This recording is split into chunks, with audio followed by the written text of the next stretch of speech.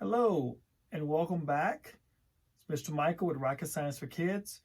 And as you can see, I have the new Mindstorm Robot Inventor set. Set number 51515 was just released in October 2020. And this set is pretty exciting to have because I already have the Educational Spike Prime set.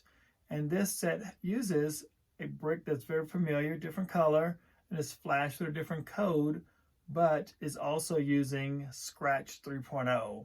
So I'm going to do an unboxing on this set and show you what's inside, even follow up with comparison with Spike Prime, the EV3 set, and how the codes work together, how they differ, and what set may work best for you. So stay tuned. Look forward to you guys joining me again for the rest of the video.